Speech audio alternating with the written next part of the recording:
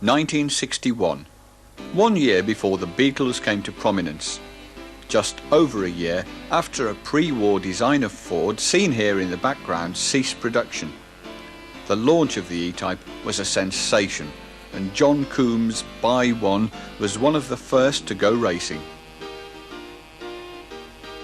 Sir William Lyons, driving the first Roadster and the second E-Type to be built, clearly understood the value of publicity. It was considered essential that the first car to be road tested was made capable of 150 miles an hour, even though production cars could never quite get there.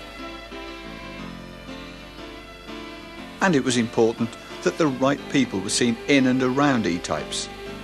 These filmed rushes, roughly assembled but not properly edited into a finished sequence, show a particularly distinguished visitor to Browns Lane, ostensibly collecting an early car from the front entrance. John Surtees was a world motorcycle racing champion turned Formula One driver, and was just the person to help promote the new car. Having been greeted at the factory, he is shown around the car by Jaguar director Lofty England, the tall one, chief test driver Norman Jewis, the short one, and engineering director Bill Haynes.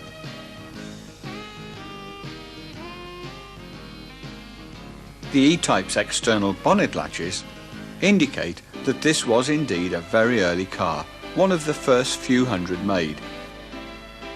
With left-hand drive and white wall tyres, the car was presumably destined for the United States, and there is no doubt that John Surtees would have been genuinely pleased to have got his hands on such an early example on one of the most explosively impressive cars to be introduced that year, or any other year for that matter.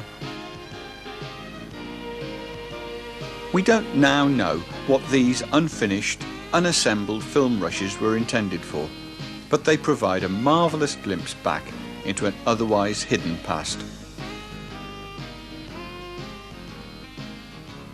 Jaguar were to produce a film of a fictional visit to Browns Lane later in 1961, and as the so-called visitor, actually Ted Brooks, an engineer from the experimental department, was shown leaving the factory, he spotted one of the new cars and of course just had to be given a spin.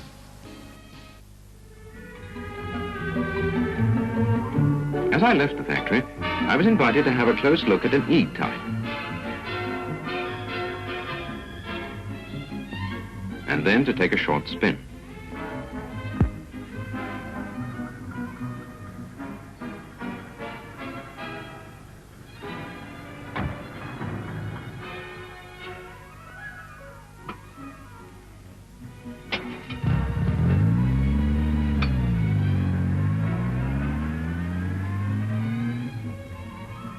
This sleek, bullet-shaped car, related closely to the famous record-breaking D-Type, is way out on its own.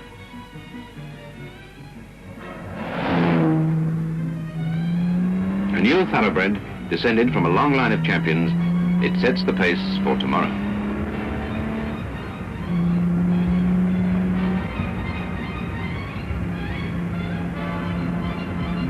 In setting this pace, Jaguars can look to the future with confidence, equipped with the knowledge that they have at their fingertips the resources and experience to remain permanently one leap ahead. In 1964, the 3.8-litre engine was enlarged to 4.2 to suit the American market in particular.